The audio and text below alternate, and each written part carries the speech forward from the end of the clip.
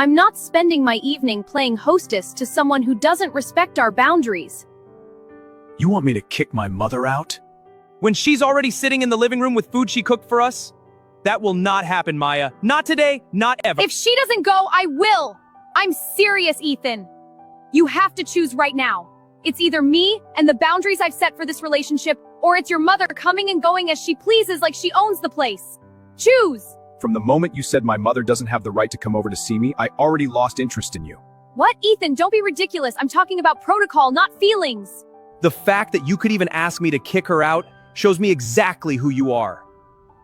You see my family as a nuisance to be managed rather than people to be loved. I don't need to choose, because the choice was made the second you showed such a lack of respect for the woman who raised me. Pack your things. Leave my house instantly. Don't be dramatic. You're being incredibly sensitive. I'm just trying to set boundaries for our future. You're overreacting to a simple request for privacy. No, I'm finally acting. This isn't a boundary. It's a red flag that I've been ignoring for too long. A boundary protects a relationship. This is meant to isolate me. Pack your bags, Maya, or I will help you pack them myself by throwing everything you own onto the driveway. Ethan, wait, it hasn't gotten to that. I'm sorry, okay? I was just caught off guard. I'll go out there right now and beg your mother to forgive me. I'll make her tea. I'll tell her I was just having a bad day. No, you won't beg her for anything, because you won't be near her again. Your forgiveness is just fear of losing the lifestyle I provide. It's not about her, and it never was. If you can't respect the source of where I came from, you don't deserve to be part of where I'm going. You can't just end a 3-year relationship over one afternoon. Think about what we've built. I am thinking about it, and I'm realizing that every brick was laid on a foundation of your control. My mother is sitting in the living room with food she made because she loves me. You're in here trying to exile her because you want to own me.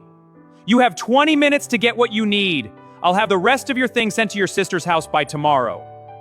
Don't make me call security to escort you out of a house you don't even respect. Please, Ethan, give me a second chance. I'm sorry.